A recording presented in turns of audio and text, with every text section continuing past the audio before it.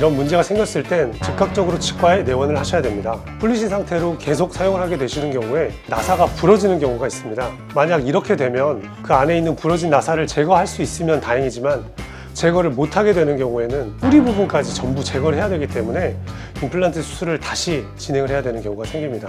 임플란트가 빠지지 않도록 예방하는 방법은 무엇일까요? 안녕하세요. 구강아간면외과 전문의 원장 박영준입니다. 임플란트를 하신 분들 중에 간혹 임플란트가 빠졌다는 내용으로 치과에 찾아오시는 분들이 종종 있으십니다. 임플란트라 하면 잇몸에 단단하게 고정되는 치료인데 어떻게 빠질 수가 있을까 이렇게 궁금해 하시는데요. 사실 임플란트가 빠졌다는 건 대부분 임플란트 뿌리가 아닌 임플란트 위에 있는 상부 보철물이 빠지는 경우가 대부분입니다. 오늘은 임플란트 보철이 빠지는 원인과 예방법에 대해서 알아보도록 하겠습니다.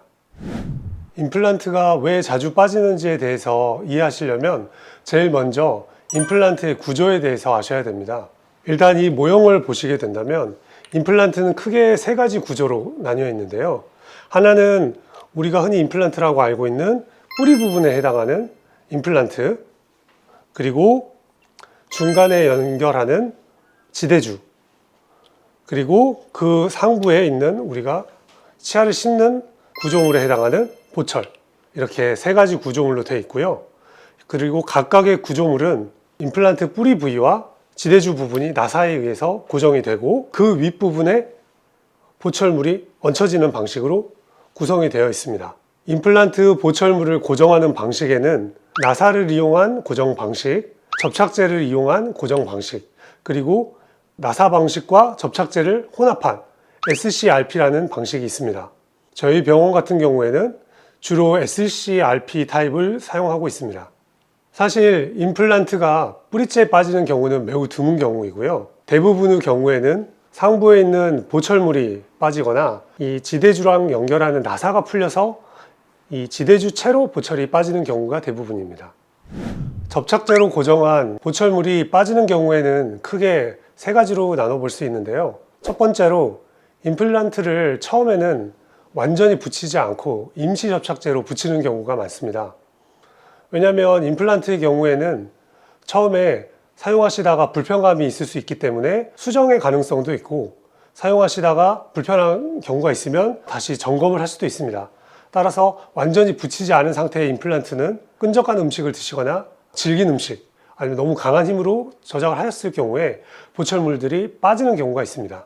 두 번째는 너무 강한 힘으로 저작을 하는 경우에 해당하게 되겠습니다. 과도한 교합력이 있으신 경우에는 임플란트에 너무 무리한 힘이 작용하게 돼서 보철물이 탈락하는 경우가 있는데요. 대부분 이런 환자분들은 강한 교합력뿐만 아니라 또 단단하고 질긴 음식까지도 즐겨 드시는 경우가 많기 때문에 보철물들이 자주 탈락하게 됩니다. 세 번째는 보철물의 접착 면적이 좁은 경우에 해당하겠습니다.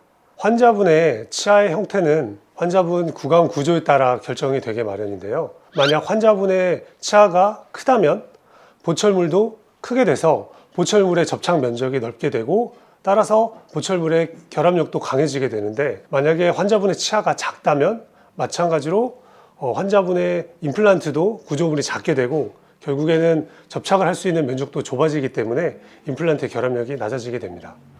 지대주의 종류에 따라서도 접착력의 차이가 나는데요. 제가 이 두 가지 모델을 좀 준비를 해봤습니다. 하나는 일반적인 형태의 일반 지대주를 사용한 거고요. 일반 지대주 같은 경우에는 원통형의 기둥 형태로 돼 있어서 결합 면적이 조금 좁은 형태를 띠고 있고요.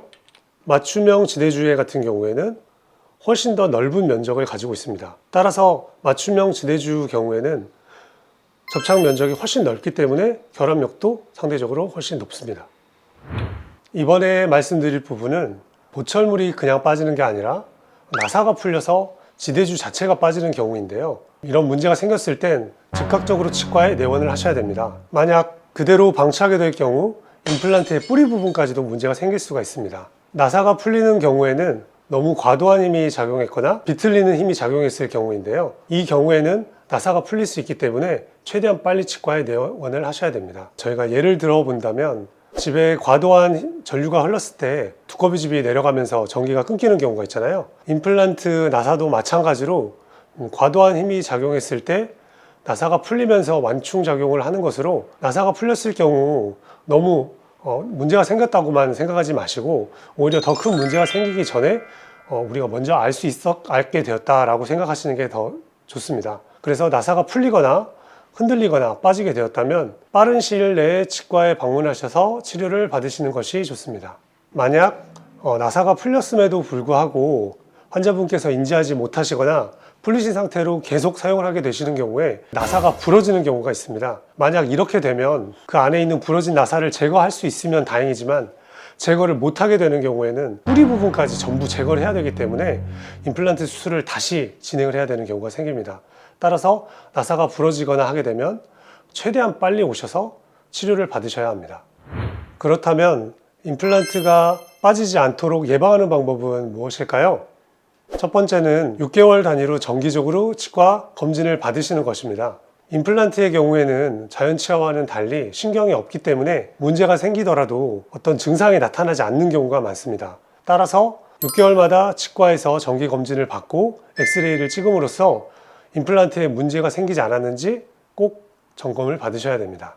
너무 단단하거나 질긴 음식은 피하셔야 됩니다. 오징어나 뼈가 달려있는 고기, 너무 딱딱한 음식 같은 경우에는 임플란트에 과도한 힘, 비틀리는 힘 등을 줄 수 있기 때문에 너무 단단하거나 질긴 음식은 피하도록 하시고요. 평상시와 달리 씹는 느낌이 다르거나 흔들리는 느낌이 발생하신다면 치과에 즉각 내원하시는 것이 좋습니다.